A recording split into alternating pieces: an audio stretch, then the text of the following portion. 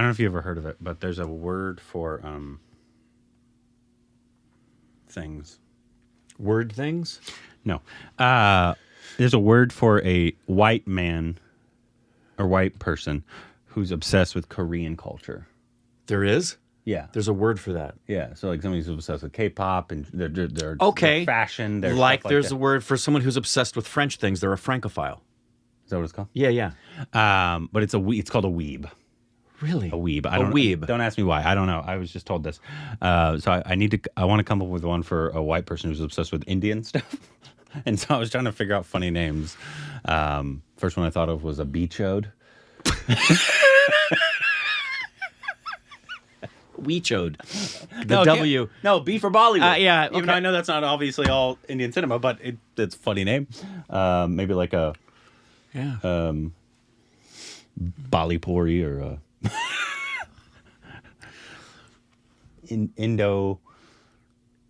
Indopan. All things Indian or just cinema related? Indian. All things Indian. So if you're an India lover. Baratchod. Could work. No. Mine's better.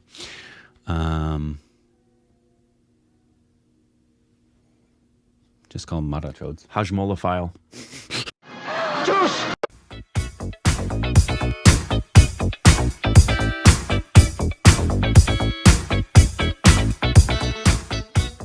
You guys let us know. Hey, welcome back to our Stupid Rex of Corbin. I'm white. You can follow us on Instagram and Twitter for more juicy content. Thank you to everyone who supports on Patreon. Follow us to account, subscribe, like button. Today, what are we doing, Rick? Well, we were talking so much about white. I'm wondering if we're going to see bad white actors. No. This is actually the birth story of Rajinikanth, as narrated by K. We're going to actually hear about the day He was born. breached. I don't think so. I think it's like how he came about as a star. I think. Gotcha. I think. So it's more figurative than it is literal. Yeah. Not like Superstar Rajinikanth was breached. And so they had to go. Dad had a home camera. Yeah. Read this. Where am I going? Superstar Rajinikanth was discovered by the great legendary director K. Balachander. In this video, it is narrated by both KB Sir and Superstar on how Rajinikanth was discovered. You have not watched any of this legend's movies.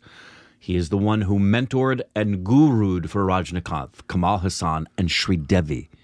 Hope you get to watch his movies. Wait. We haven't seen No, we a have. K. Balachander movie? I find that hard to It was believe. the music one. It was the classic music one. No?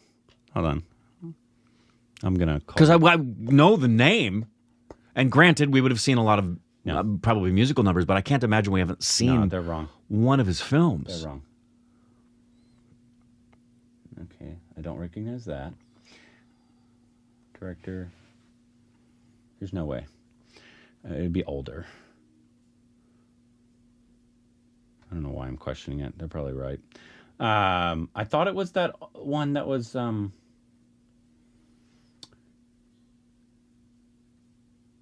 No, Thilu Mulu, right? Yeah, Thilu Mulu. We saw that during Classic Month. Hold on, I'm going to... Didn't we?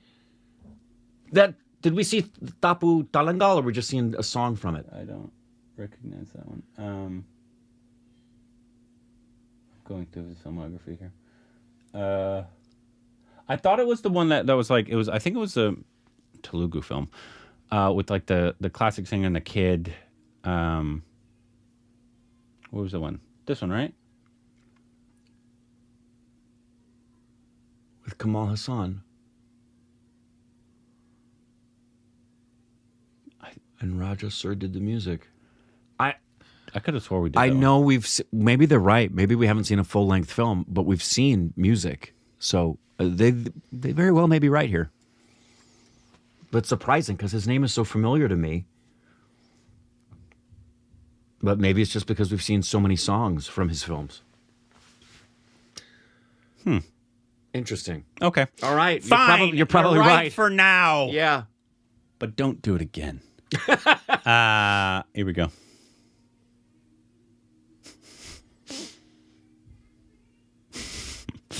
Still, Leland is obsessed with singing "Let It Go" right now. That's awesome. Like obsessed. Here we go. Everyone knows that actually, this was Rajinikanth created by Balachander. I am a Balachander product. First, I met him in 1974 when I was studying in South Indian Film. Wow, that voice is booming. Yeah, there's a lot of bass. Film Institute of Chamber. They were running Film Institute at that time. And then I went there for a practical test of the Tamil group. One of my professor, Mr. Gopali, he took me to KB sir and he introduced me. He's Shivaji Rao, the ward from Bangalore. He's in Kannada section. He's a die-hard fan of yours. He badly wants to meet you. So we met each other and then he was very nervous and all that. So everyone asking questions and my turn came. Then I stood up and asked him what we expect from actor apart from acting. See, I have to ask you questions and you are asking me questions. Okay, right. First thing I tell you, see, an actor, an aspiring actor, should not act outside. Instead, he said, the actors should not act outside. What does that mean? Even till date, What does that mean? I'm practicing it. And then somewhere when I came Does he mean outside of yourself? Yeah, don't more be informative. that he will be a very good victim, or rather potential artist. Then suddenly one day the call came, sir called, want to meet him in his Kalakandra office. I was so happy. I went, he was sitting there in his office room alone. I asked him, come on, sit down. Yes.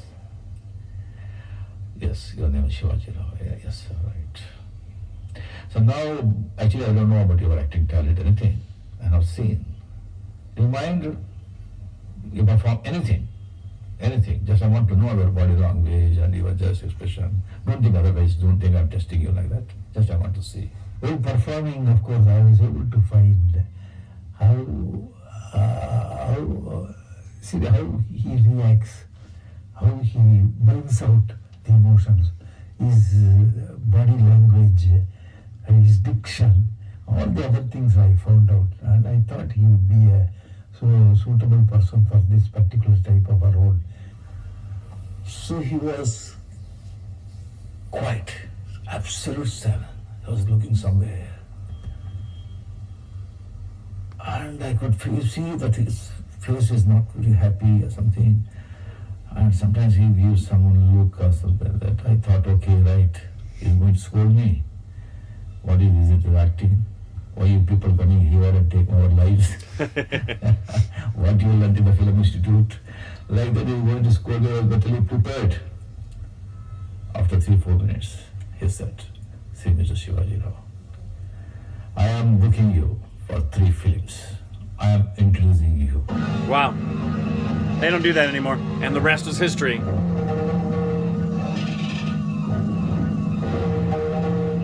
It was a holy day, holy North Indian function, no? And on that day I said, I think I will have to change your name. See, I will give you this name, Rajinikanth. He repeated it twice, Rajinikanth, and then, okay, sir, it's very good. Generally, what I do is, I don't give a dialogue in the very first shot, because they will always be nervous. But Interesting. if you give them some action, they will do. That is how I treat all the newcomers. That's pretty smart. See, you wanted to be a villain, is it not? So I am giving you villain's role. A very beautiful villain's role. Very stylized villain's role.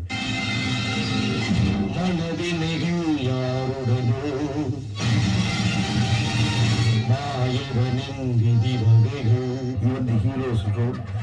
Yeah, come on. Come on. And then this first attempt in which he did Before the wigs. Lawrence, he told me, his being was see, you have a very, very, very different, unique body language. You have a very, very different, unique dialogue delivery, look, everything. Speed is your strength. even in body language, in dialogue delivery, in look and everything. Retain that. What will Lawrence, one of the important factors with humor is fastness in delivery, fastness in rock, fastness in turn. Little bit of stylized acting was there. But I was very much fond of that stylized acting. The way in which he renders the dialogue very fast. It's very difficult even to understand the dialogue.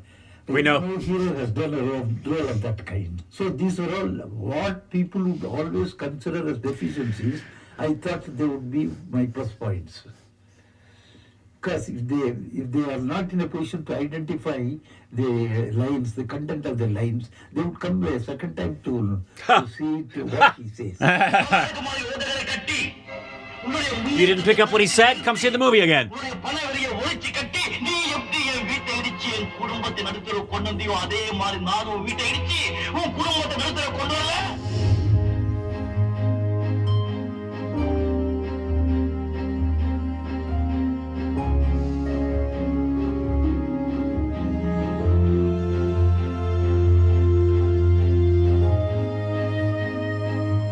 That was good. That was good. I'd like to see some of their work together. Yeah, I love them talking about the same things from their perspectives too. Yeah. The way that was formatted. Every director is different in how they deal with actors. Some are very hands-off.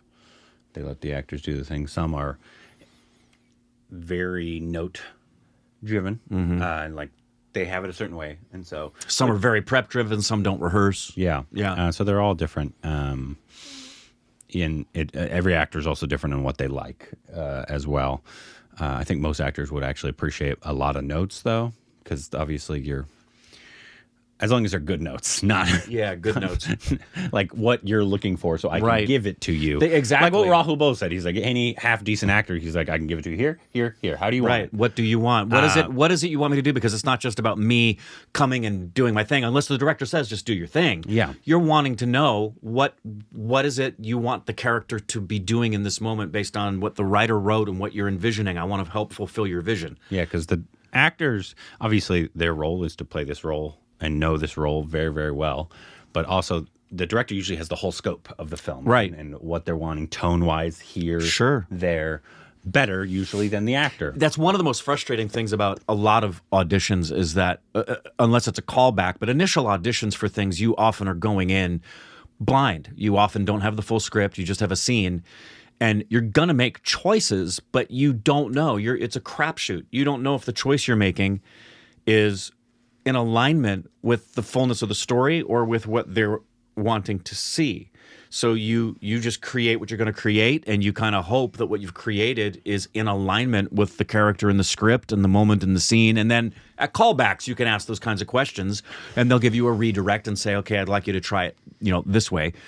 But I loved his comment when he said he has a thing for a brand new actor sitting on the stage for the first time to not give them dialogue, give them something so they get acclimated to being on set and get the nerves out. Yeah. That's smart. This person says smart. the best ones are for between the two are Avargal, Dilimulu, Mondru Miruchu, and Nanatali Inikum. I've heard of the middle two. I think they showed a clip from the middle two. Yeah. It's funny based off of what you were saying for auditions. I saw somebody going over why the new contract for SAG is good, and they said in auditions they can no longer discriminate, and you don't have to learn the script anymore. And I'm like, wait, why is that a thing? Shouldn't your job as an actor be to have it prepared enough so you look like? I don't even understand why that's a gain. Like, how is that a gain? So you I can audition without having to learn my lines. so you don't have to prep now, or like, Lazy moron. yeah, it made no sense to me. Why? None whatsoever. Why that is seen as a gain. I'm like, what? Congratulations, you didn't learn any lines. Yeah. I'm sure you'll get the part. Yeah. See how that works out for you on the day when you show up on set. I'm ready to go. I don't know my lines yet. Stupid. Fucking ridiculous. Anyways, though, I'm very interested in seeing a Kamal-san and Yes. Balachander, if we have not seen one. Especially since I don't think we have. And I think a lot of them would be considered classics, so we could get to them. I definitely want to get to a lot more January's coming. Rajinikanth films. Yeah. I think we got to, was it last year or the year before that we got to the Sri Devi Kamal and Rajinikanth one? If it wasn't last year, it's stuck in my mind because we liked it so much. it was a really, really good one. So you guys can let us know what the next one for each of them Yeah. should be, and anything else we need to know down below. Juice!